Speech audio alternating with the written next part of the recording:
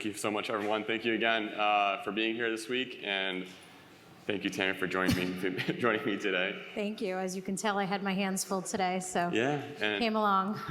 She's supporting me too, so it feels better now that we're all here. But yeah, there's so much to unpack from you and what you've done in this space. I know you're working, you co-founded FYEO, which is a Web3 cybersecurity platform for checking your audits and your crypto platforms, and more to come. But before we get into what you're doing now with your business, I want to know a little bit about who Tammy was before ever even hearing about blockchain or Bitcoin or any of that stuff. Tammy is a serial entrepreneur. I come from a family of entrepreneurs, so I like to joke that it's just in my blood. Yeah. But no, I kind of face planted into technology back in, 2009, when I just was, I was actually running a small business, and I thought that there was some really interesting use cases for technology around helping small businesses succeed and just businesses in general. And from there, I kind of worked my way deeper and deeper into the technology rabbit hole and found myself around 2017 in crypto.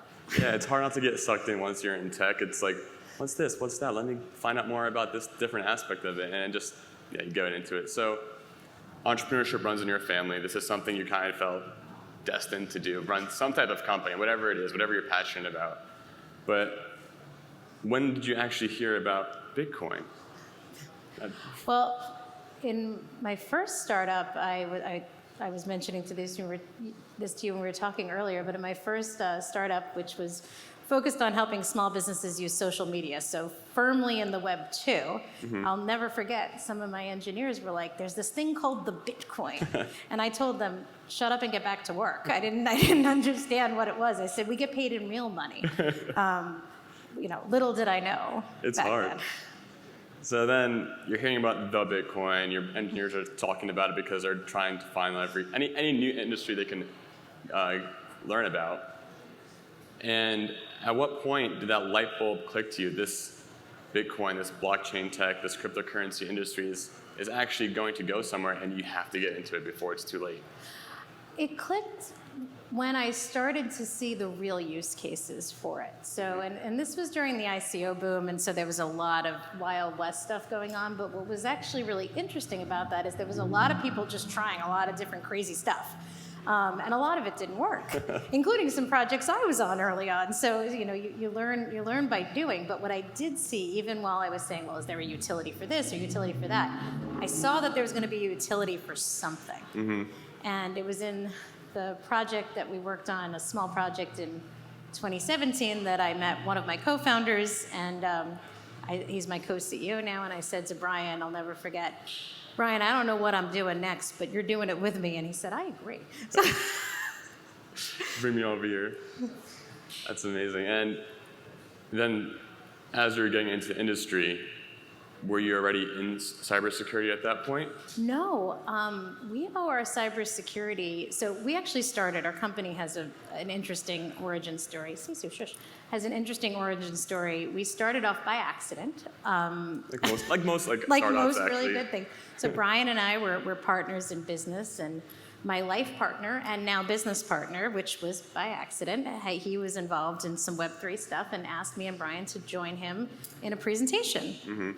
And about blockchain, and this was a while ago, 2018, and so we were explaining what it is, what it isn't, and one guy kind of raised his hands and he said, I run a pulp and paper fiber company, and nobody believes me that I don't source from the rainforest. Can blockchain prove that? We said, it probably can. Yeah, actually. And he became our first client. Nice. And we accidentally formed a company.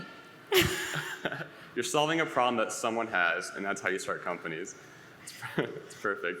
So this is now your head's starting to spin probably a little bit. Okay, there's some tech around this.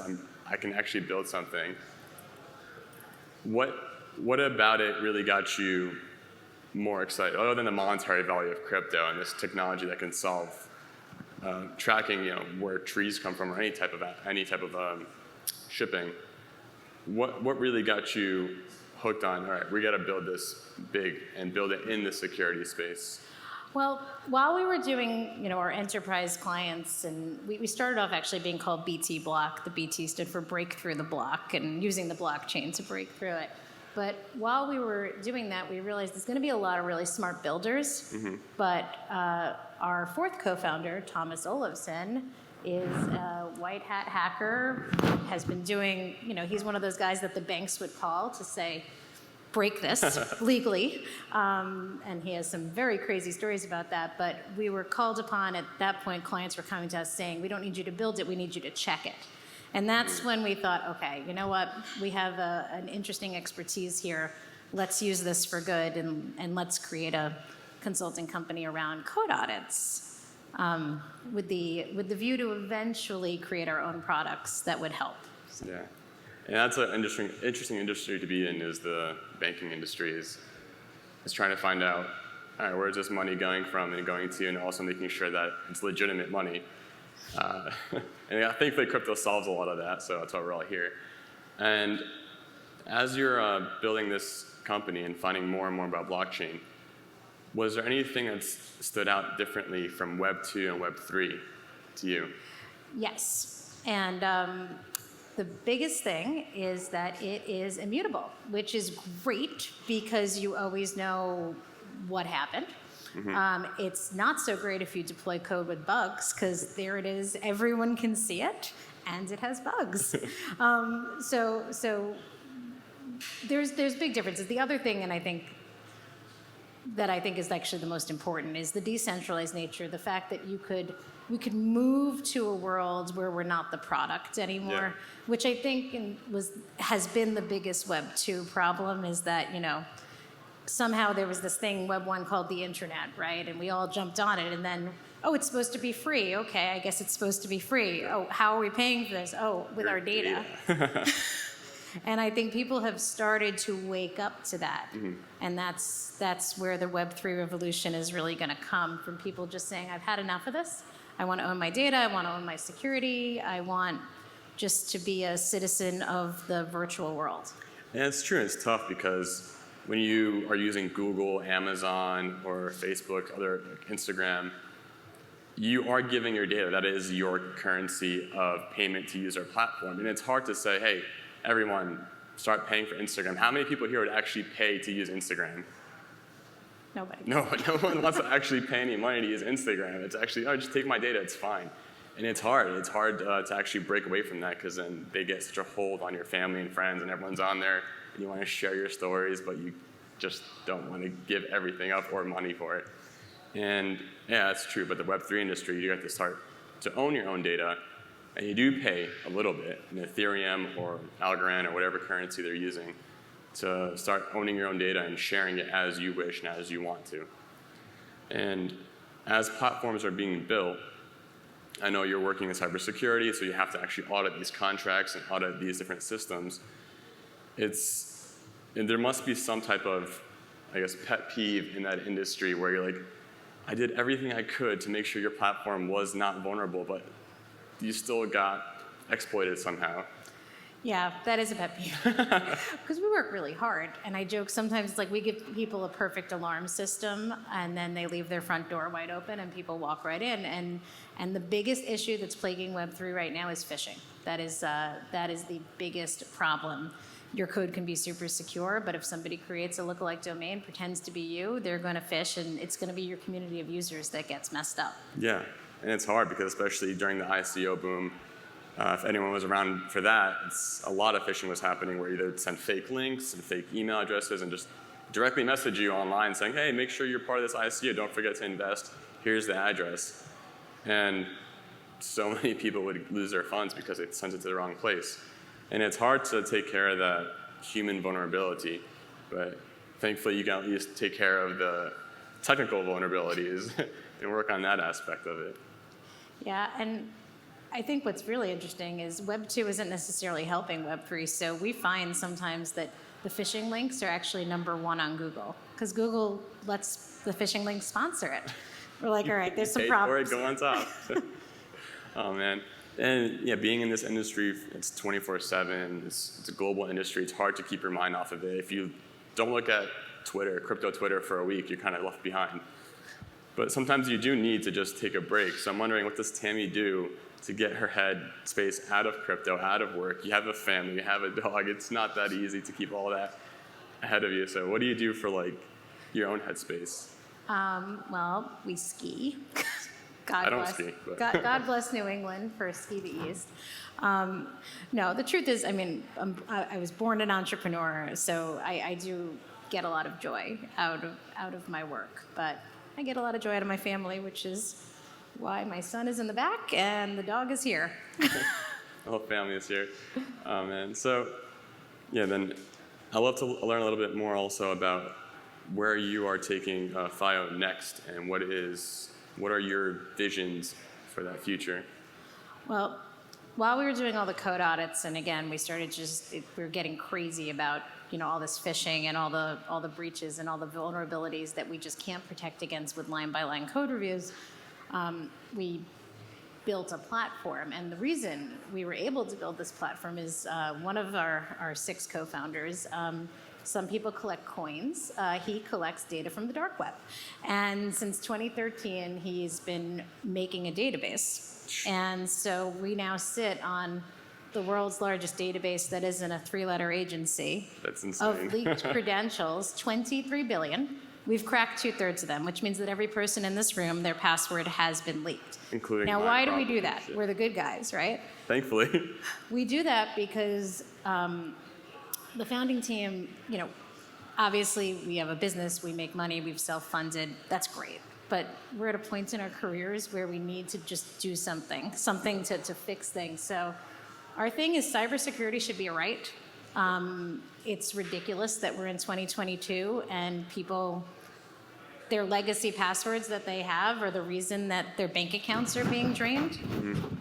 So it's in beta. Anyone can test it if they want, totally free, but we're releasing the world's first truly decentralized free password manager using public-private key technology. Feels like setting up your MetaMask wallet. And we're hoping that if we have smart security people, not just us, there's plenty of great security people in the industry doing the middle-level code reviews.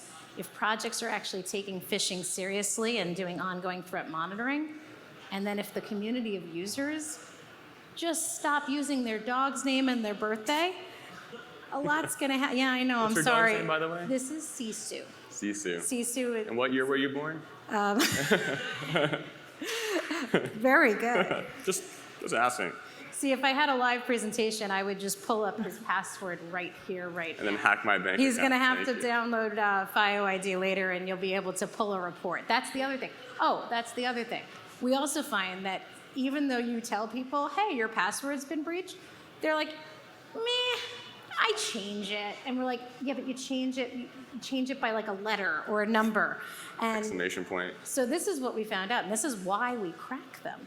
We tell people, because it's one thing to say, I know where you live. Okay, fine, you can go on Google Street Data and find all that out. It's a little different when you're like, and I know what's in the bedside table drawer. Jeez. So we're not trying to scare people as much as just motivate everyone to stop being the weakest link in this. Because Web3 has such a great future if we can get over kind of the fear factor, the hype and the fear. So if we can get people to just be more secure, then they'll be more apt to put their money into this. Absolutely. And so we feel like there's going to be a transition period. My co-CEO says that we want to be the bridge from Web 2 to Web 3, because to sit there and just think that at this stage everyone's going to jump. My mother's not jumping to Web 3. She's very happy with what I'm doing, but although my mother did want to buy Bitcoin very early, and nobody listened to her. But Before you did? yes, she was the first. That's surprising. My dad didn't know until like, you gotta get Bitcoin. Hello, yes. Oh man, so then, now is this also going to be like a crypto wallet? You'll have to ask the product I'm people not about that. No. It feels One like day. MetaMask. It feels like MetaMask. I mean, I think the goal is that if we can just get people, we don't want to have like a UX problem with this. Keep it super simple, right? Yeah. The KISS method. So we're starting off just showing people that they're vulnerable, having them do it like a MetaMask wallet, but it's for your identity, and start using proper, pass keys. Thanks to Apple, they've recently started talking about pass keys, so it's becoming a thing instead of a password. The problem is when you deal with the Apples and the Googles, Apple has pass keys, Google has pass keys. Yep. What if you have a Chromebook and then so it's still not that whole vision of a truly decentralized portable identity. Gotcha. Which is why we're doing this. And that's like next question I wanted to bring up is that industry. Like, why is that so important to you? Is there a personal passion behind keeping people safe? Have you ever experienced a hack or an exploit of your own or a family member? We kind of feel like we can look at it as a glass half full or half empty. When you think about 23 billion leaked credentials, you can wake up and feel pretty gloomy about the state of the world. Or you can look at it as like a calling, like, okay, what if we can get ahead of the bad guys? Because my ultimate goal is that if enough people, normal people, just get smarter about it, we'll never beat the bad guys, but we'll stay one step ahead of them. Mm-hmm. I mean, if your password constantly dynamically changes, you don't even know what it is because you have a pass key. So what if it gets leaked? Because by the time they try to log in, it's not that anymore. And I think we're trying to get ahead of it. We're trying to get people to crowdsource phishing across all platforms. I'd love to see a time when my son can go on Discord with his friends and not have one of them say, oops, oops, I clicked that. I mean, that's always like the worst sound to you. Like someone gets a text, one of your friends, and you're like, this text from Amazon came in, and they're about to click it. I'm like, no, don't do it. Get out of there. Block Stop. and tackle. I Just know. jump down. No, actually, Thomas, our CTO and technical co-founder, sorry, what's up? Is she? Oh yeah, she spit it out. Okay. He just was on stage at Black Hat. Wow. The cybersecurity conference in Vegas. I'm just going to put her on the ground and see if she'll kind of run around there. She's anxious to talk, maybe. Yeah, I think she dropped her treat and wants it back. And he actually on stage, using the fact that we have all these leaked credentials and we have 500 million phone numbers that were also leaked, he bypassed Google 2FA and pretended to be Google. And it's called smishing, by the way. SMS phishing, smishing. That's wild that you can just do it live. So it's kind of like this can be any one of you right now. Like I have the capability to view your own Google account, and it's scary because that happened to me once. I got SIM swapped, where out of nowhere my phone just stopped working. Like no internet, no data. I was like, what's going on? And it was like late at night, so I think it was happening in a different country. So I fell asleep thinking, whatever, I'll wake up tomorrow. It'll fix itself, but no, I had to go to the T-Mobile, like my phone's not working anymore. Then when I finally logged back in, I saw my email has been compromised, trying to log in attempts, but thankfully, Google did do a good enough job where they didn't hack into my actual email account, you just see they attempted to. So that was super scary for me, but thankfully nothing came out of it for them. So it's tough. But I also want to know, a show of hands here, how many people actually use a password manager, like 1Password, Bitwarden, anything like that? All right, we got like 3.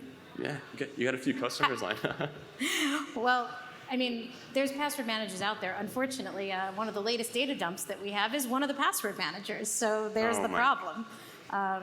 Centralized password management it makes it easier, but it's not using, the key here I think is just there's some brilliant technology that's out there, and I'd love to see as many companies as possible just with their own unique expertise, how do I take this concept of truly decentralized, of immutable, which could be immutably great or immutably bad if you didn't deploy very good code, but and how can I use that to improve whatever it is that I'm proficient at? Yeah, and it's definitely needed in this industry because it is so easy. Because the reason why we love having ownership in our banks or our governments is because they worry about all the hassle of being hacked, and if you do get hacked, thankfully you have FDIC to get money back. But in crypto world, you don't get a chance to get your money back. It's extremely rare, especially in exploits when there is a hacker trying to prove a point that they could hack a system, but then thankfully they return the money back, but sometimes they don't. And there's no one there to get it back for you. And now more than ever, it's important to keep your information secure.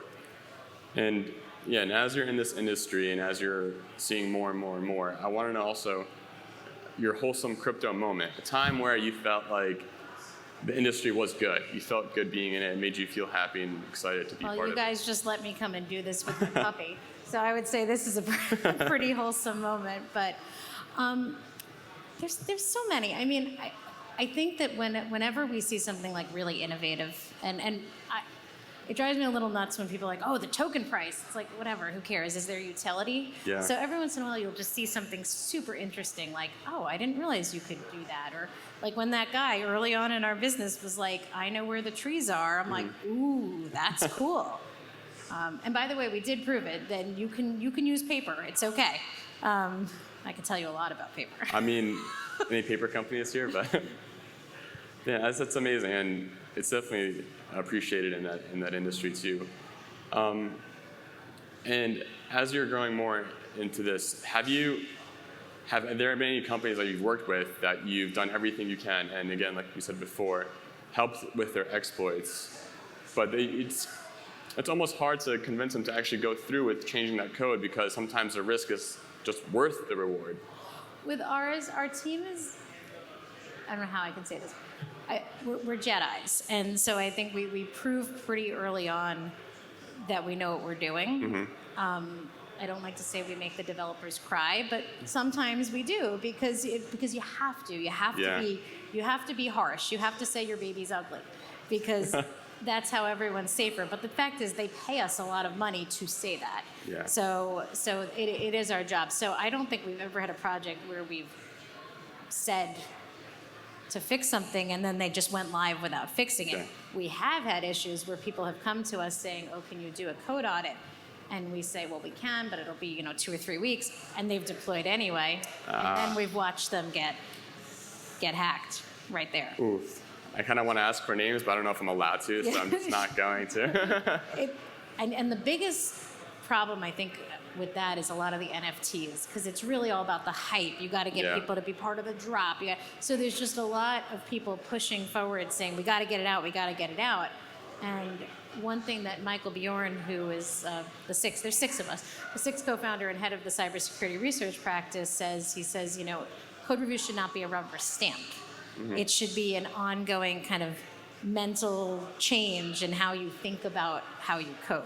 And so he's built a team that becomes kind of extensions of people's development team, and I think that that's just important because it needs to be a conversation and not we hit under a rock and your code sucks, so fix it. No, you have to iterate work with them together. It's a team effort. Teamwork makes the dream work. So one of my last questions I wanted to ask is, if it wasn't for crypto, it wasn't for blockchain, and you still had that entrepreneurial drive, what would Tammy be doing instead of this?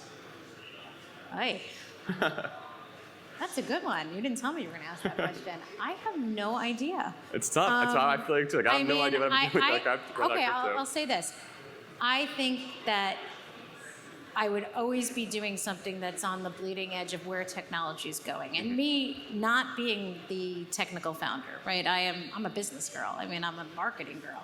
But when I see how technology can solve real problems, I think I would always be doing something that helps regular humans use technology to do awesome things. That's amazing. Thank you so much, Tammy, for joining me. I'm excited to see FYEO keep growing and excited to use a password manager and test that out. Go FYEO.com, please. We need beta testers. Free. No data. We don't take your data. Just tell us. Tell us how to make it better because we're building it for you guys. So. Thank you, Tammy. Thanks.